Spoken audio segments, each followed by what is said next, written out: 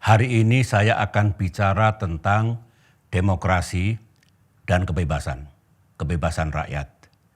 Dulu di negara kita ada anggapan, bahkan boleh dikatakan ajaran bahwa kalau kita ingin meningkatkan kesejahteraan rakyat dan berhasil dalam membangun ekonomi kita, nomor duakan demokrasi, kebebasan, dan hak-hak asasi manusia. Begitu katanya. Tetapi sejarah pula yang menunjukkan sekian puluh tahun kita menganut ajaran itu, sebutlah mitos itu, ternyata pada akhirnya ada prahara di negara kita. Ternyata tidak cukup kalau hanya meningkatkan ekonomi dan kesejahteraan rakyat semata, tetapi tidak ada ruang kebebasan bagi rakyat, tidak ada demokrasi di negara kita. Itu sudah gugur dengan sendirinya. Di negara lain juga ada seperti itu. Nah, saya berani mengatakan bahwa ketika alhamdulillah memimpin Indonesia dulu, mitos itu, dongeng itu sudah kita patahkan. Mengapa saya berani mengatakan begitu?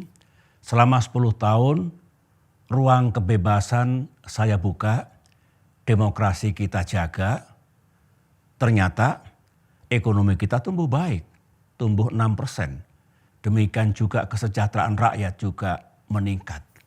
Artinya apa?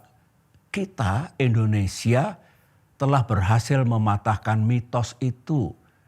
Yang intinya tidak perlu kita harus memilih ekonomi atau memilih demokrasi.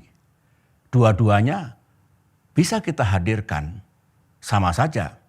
Tidak perlu kita memilih stabilitas ataupun kebebasan.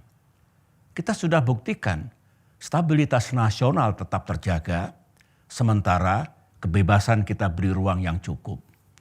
Dengan pengantar ini, saya berpendapat dan berharap, ini juga harapan Partai Demokrat, pemimpin dan pemerintahan Indonesia 5-10 tahun ke depan jangan lagi menganut ajaran itu, harus memilih lagi kebebasan atau stabilitas, atau memilih lagi ekonomi atau demokrasi.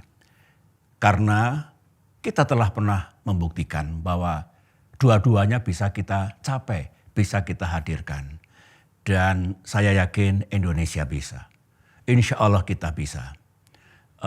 Memang demokrasi kita ini belum sempurna, belum matang benar. Oleh karena itu kita semua punya tanggung jawab, punya kewajiban dan tugas untuk bersama-sama menyempurnakan demokrasi kita. Demokrasi yang berkeadaban dan membawa manfaat yang paling besar bagi rakyat Indonesia yang sama-sama kita cintai. Kalau kita kembali kepada sejarah perjalanan bangsa Indonesia, sebetulnya setelah kita mengalami krisis besar tahun 1998, bangsa ini melakukan perubahan dramatis, melakukan reformasi, melakukan demokratisasi. Oleh karena itu, kita bisa mengerti kalau demokrasi kita ini memang masih harus terus disempurnakan dan dimatangkan. Tetapi ingat bahwa kita telah memilih demokrasi, bukan otoritarian, bukan tirani. Oleh karena itu sekali kita memilih, mari kita jaga bersama.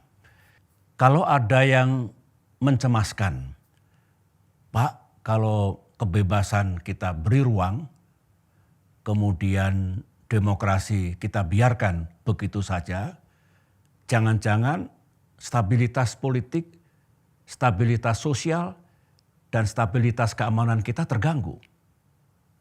Kalau itu yang dirisaukan, ada solusinya. Solusi dengan mendasarkan pada nilai dan hukum-hukum demokrasi. Begini, demokrasi itu juga menganggap penting kepatuhan terhadap pranata, the rule of law. Oleh karena itu, untuk mencegah kebebasan yang kebablasan, kebebasan yang tidak bertanggung jawab, kita berpedoman bagaimana peranata hukum yang berlaku di negara ini. Jadi cara-cara menegakkan stabilitas politik dan stabilitas keamanan juga cara-cara yang demokratis. Itu yang sah. Represi, tindakan negara, pemerintah yang berlebihan terhadap rakyatnya tentu bukan jalan demokrasi.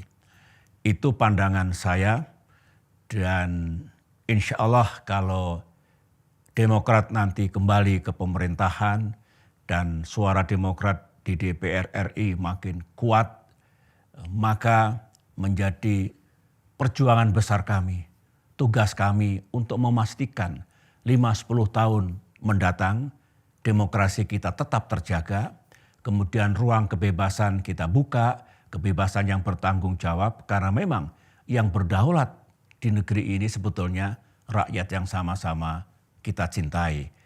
Saya mohon dukungan saudara-saudara saya rakyat Indonesia untuk berkenan memilih Partai Demokrat, karena kami akan berjuang habis-habisan untuk menjaga demokrasi dan kebebasan rakyat sekarang dan di masa depan.